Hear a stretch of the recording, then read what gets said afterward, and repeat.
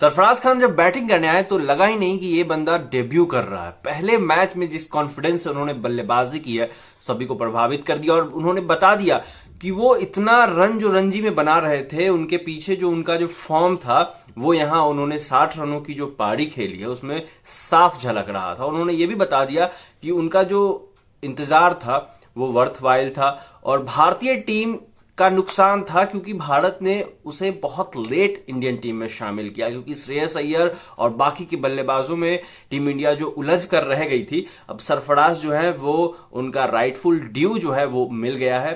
Finally Sarfaraz के लिए बहुत प्राउड मोमेंट था, उनके फादर के लिए बहुत प्राउड मोमेंट था। कैसे विजुअल्स हमने देखने को मिले, कितना इमोशनल मोमेंट था सरफराज के लिए और उनके फादर के लिए। और फाइनली जो है सरफराज ने अपने मोमेंट को दोनों हाथों से कैप्चर किया है और जिस पोजीशन पे वो खेलने आए थे रोहित शर्मा और रविंद्र जडेजा ने तब तक भारतीय पारी को संभाल दिया था। रोहित शर्मा सेंचुरी लगाकर लौट रहे थे, पूरा फोकस जो था वो रोहित शर्मा पे था। उसके बाद जडेजा सेंचुरी के करीब थे तो फोकस जो था वो जडेजा पे था। लेकिन जिस हिसाब से सरफराज ने अपने इनिंग को रोटेट किया, बाउंड्री लगाने के बाद सिंगल, बहुत बेसिक क्रिकेट, जो भी बच्चे बड़े होते हैं क्रिकेट खेलने में सबसे पहले उन्हें यही सिखाया जाता है, बाउंड्री लगाओ, स्ट्राइक रोटेट करो। और सरफराज ने बिल्कुल दिखा दिया कि किस तरह से उन्होंने अपनी तैयारी की है घरेलू क्रिकेट में। पिछले 2-3 रणजी सीजन से लगातार 50-60 के एवरेज से 70 के एवरेज से उन्होंने रन बनाए हैं, जिसका उन्हें फाइनली फल मिल गया है। काफी दिनों से बीसीसीआई का इंडियन टीम का दरवाजा खटखटा रहे थे और इस बार उन्होंने दरवाजा खटखटाया नहीं, इस बार तोड़ दिया, सीधा तोड़कर टीम इंडिया में एंट्री मारी। प्लेइंग 11 में एंट्री मिली। केएल राहुल इंजर्ड थे।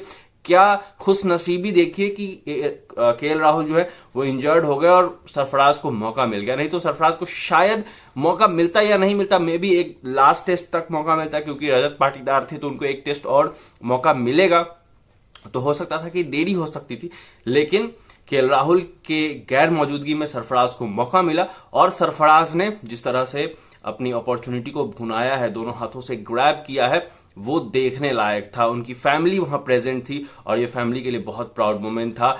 जडेजा और रोहित के बीच में जिस हिसाब से उन्होंने लाइमलाइट अपनी ओर खींचा है, उस 60 रनों की पारी में चर्चा का विषय अभी तक बना हुआ है और ये पूरे टेस्ट मैच में और आगे के दिनों में भी सरफराज की बल्लेबाजी का जो चर्चा है वो जारी रहेगा, क्योंकि काफी दिनों से सरफराज वेट कर रहे थे और जो उनका वेट था वो फाइनली एंड हुआ। और अभी फिलहाल भारतीय टीम जो है वो बहुत ही मजबूत स्थिति पे पहुंच गई है। जडेजा का वो अगर रनआउट जडेजा नहीं करवाते सरफराज को, जडेजा ने हालांकि अपनी गलती मान ली कि उन्होंने सरफराज को रनआउट कराया, लेकिन अगर वो रनआउट नहीं करवाते तो शायद जो है सरफराज कल ही सेंचुरी पे, दिन के पहले दिन ही, टेस्ट मैच के पहले दिन ही वो सेंचुरी लगा लिए होते। और डेब्यू में सेंचुरी लगाना कितने गर्व की बात होती किसी भी बल्लेबाज के लिए। काफी बल्लेबाजों ने लगाया है, शिखर धवन ने, पृथ्वी शॉ जैसे बल्लेबाजों ने डेब्यू पे सेंचुरी लगाया है, यशस्वी जायसवाल ने डेब्यू पे सेंचुरी लगाया है। और सरफराज के लिए कितना प्राउड मोमेंट होता, उनके पिता भी वहां पे मौजूद थे, अपने बच्चे को डेब्यू करते हुए देख रहे थे और सेंचुरी लगाते देखते पहले मैच में ही, तो मतलब सोने पे सुहागा हो जाता। लेकिन खैर ठीक है, पहला इनिंग था, सरफराज ने जिस कॉन्फिडेंस से स्वीप लगाया है, जिस कॉन्फिडेंस से उन्होंने बल्लेबाजी की है, दिखा दिया कि he was ready for this high stage और उन्होंने दिखा दिया कि रेडी थे वो। तो सरफराज की बल्लेबाजी देखने में मजा तो बहुत आया। क्या आपको कितना मजा आया आप हमें कमेंट में बताइए।